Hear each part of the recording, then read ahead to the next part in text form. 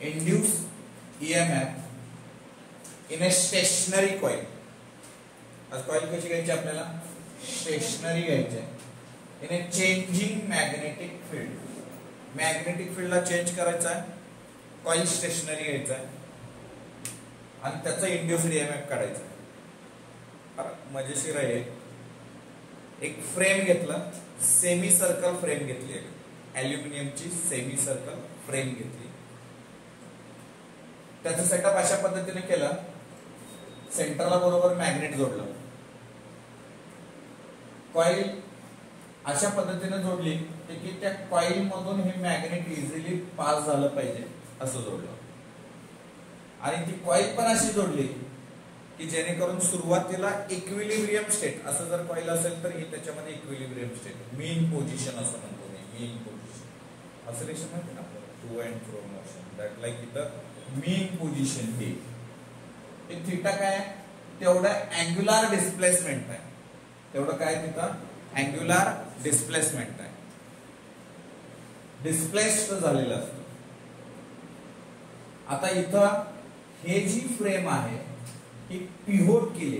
Pivot म्हणजे एका ठिकाणी फिक्स केले स्क्रूनं, इझिली ते काय होतं असं ऑसिलेट होतं.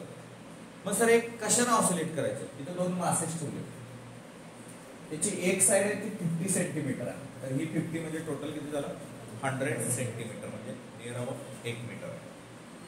ओके. आणि हे एक सेमी सर्कल आणि याच्यामध्ये मॅग्नेट जोडलं. एक्झॅक्ट काम कसं करतं ते बघूया. आता फॅराडेला पहिल्यांदा आठवूया.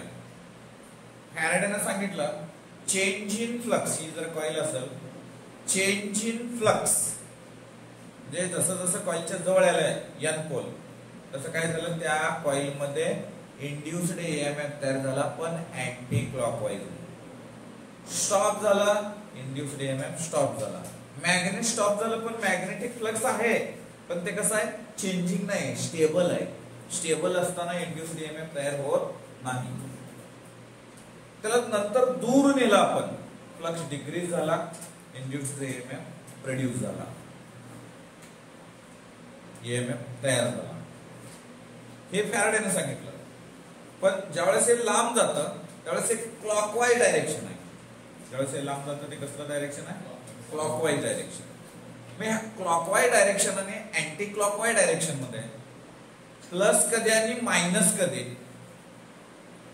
टुवर्ड्स आलो मायनस आहे, अवे फ्रॉम गेलो प्लस आहे. हे कोणी सांगितलं? लेन्झेसनं सांगितलं. या दोघांच्या कॉम्बिनेशननं पुढे जाऊ. याच्यामध्ये बघा हे सगळे अरेंजमेंट आहे. जसं की हे मॅग्नेट हे कॉइल पासून थोडं लांब आहे, कॉइल पासून थोडं काय लांब आहे. मग कॉइल पासून जर हे मॅग्नेट लांब असेल, काहीच लाईन्स हे फ्लक्स अटॅच आहेत, काहीच थोड्याच, म्हणजे मॅग्नेट असं टुवर्ड्स यायला लागलं, हे कुठं आलं एकदम नियरला आलं. AN पोल, AS पोल, हे मॅग्नेटिक फ्लक्स लाईन्स.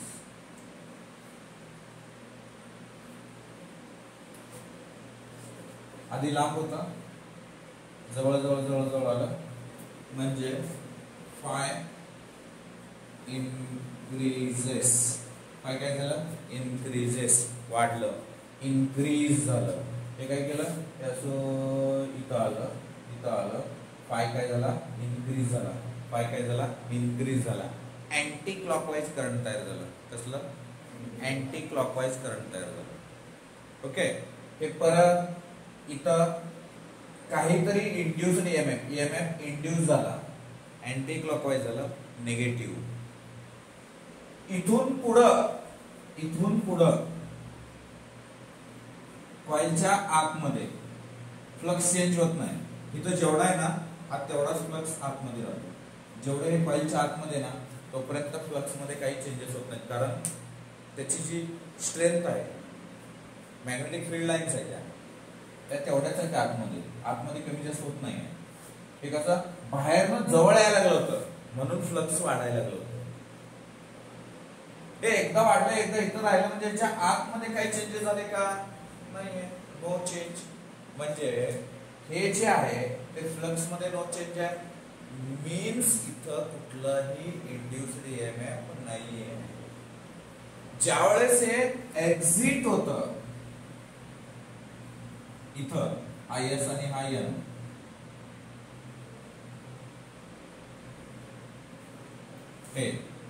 हे ज्यावेळेस एक्झिट होतं इथून बाहेर चाललंय, एक्झिट व्हायलंय, तर त्यावेळेस काय झालं बघा, इथं हे जे फ्लक्स आहे इथं फाय काय झालं रे? डिक्रीज. फाय काय झाला? डिक्रीजेस. Okay, decreases.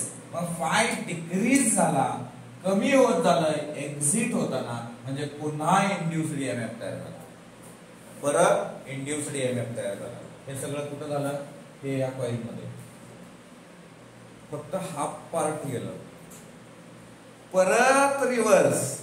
रिव्हर्स म्हणजे परत एस ची साइड इन्क्रीज, पुन्हा फाय इन्क्रीज, इंड्युस्ड ईएमएफ, परत कॉइलच्या आतमध्ये स्टेबल, पुन्हा एक्झिट. हे एक ऑसिलेशन. ओके, याला एक ऑसिलेशन. मग याचं ग्राफिकल कसं रिप्रेझेंट करायचं? इथं फ्लक्स किंवा मॅग्नेटिक फील्ड, इथं टाइमच्या सोबत फ्लक्स कसा बदलतो ते बघायचं आपल्याला. समजा इथं T1 आहे, ही सिच्युएशन. समजा ही सिच्युएशन आपली T2 आहे. सुरुवातीला काय झालं? हे लांब होतं, दूर होतं, हे जवळ यायला लागलं. हे सुरुवातीला लांब होतं, हे जसं जसं जवळ यायला लागलं तसं तसं आपल्याला फ्लक्स वाढला. हे जवळ आलं म्हणजे फ्लक्स वाढत गेला. पहिल्या टाइम स्लॅब मध्ये फ्लक्स काय झाला? वाढला, हे इन्क्रीज झालं. त्यानंतर फ्लक्स स्टेबल राहिला. सेकंड टाइम स्लॅब पर्यंत हा फ्लक्स काय राहिला? स्टेबल, कॉन्स्टंट राहिला. त्यानंतर काय झालं? हे डिक्रीज व्हायला, त्यानंतर हे कमी व्हायला. Okay, so this is the flux change with respective time. हा झाला त्याचा ग्राफ. परत जर ते तिकडून इकडे यायला लागले म्हणजे परत हे असंच आहे, इन्क्रीज, पुन्हा स्टेबल, पुन्हा डिक्रीज. मग सर नेमकं हे कधी इंड्युस्ड ईएमएफ तयार झाला आणि कसा तयार झाला? जेव्हा हे इथं दूर होतं, इंड्युस्ड ईएमएफ चेंज व्हायला चालू झाला, जसं जसं जसं जसं जसं जवळ आलं तसं तसं आपल्याला काहीतरी इंड्युस्ड ईएमएफ. सुरुवातीला काहीच नाहीये, लांब होतं, त्यानंतर हे जवळ आलं, त्यानंतर आपल्याला हा इंड्युस्ड ईएमएफ मिळाला. इथं बघा, इथं चेंज इन फ्लक्स. या चेंज इन मध्ये हे चेंज इन ज्यावेळेस वाढायला लागले त्यावेळेस मला इंड्युस्ड ईएमएफ भेटायला लागले. That is the negative anti clockwise. Anti clockwise means negative EMF.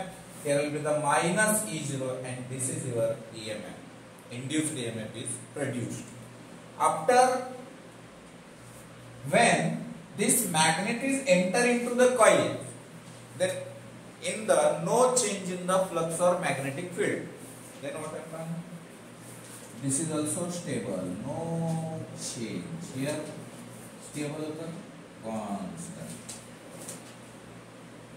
ज्यावेळेस पुन्हा हे एक्झिट व्हायला म्हणजे फ्लक्स डिक्रीज व्हायला.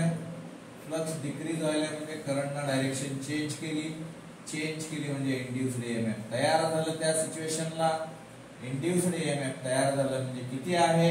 E0 इतकं आहे.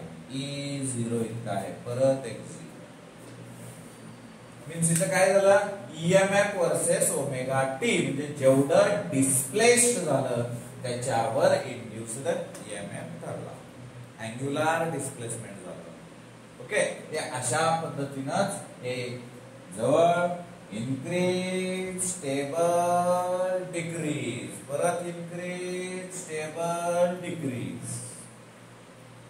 हा परत दुसरा हा म्हणजे कंप्लीट ऑसिलेशन. हे झालं काय?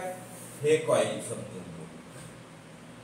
ही कॉइल म्हणजे ज्यावेळेस डायोड हा रिव्हर्स बायस असतो त्यावेळेस हे काही नाही होत.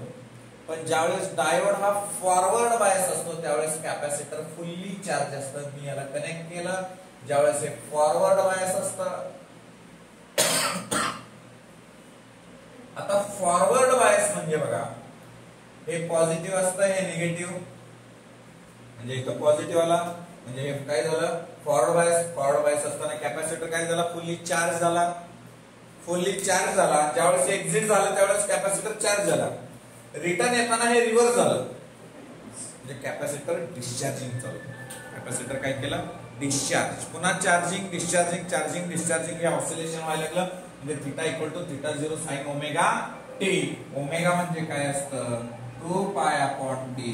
Then theta equal to theta 0 sine 2 pi upon T into T.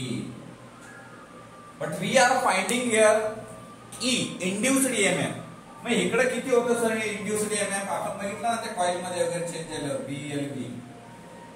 Okay. पण आता मी इथं काय करणार आहे, इथं मला इंड्यूस्ड ईएमएफ काढायचा आहे. तो किती, E is equal to d phi upon D t. Magnitude मध्ये घेतो का, लेंजेस ना निगेटिव्ह प्लस मायनस सांगितलंय म्हणून मी इथं मॅग्निट्यूड याला लिहिताना magnitude of E d phi upon d theta into d theta upon D t. D theta cancel झालं तर d phi upon D t. Then इकडे लक्ष द्या, मग थीटाची व्हॅल्यू इथं आहे. मग d theta upon D t आपण याच्यावर काढू शकतो.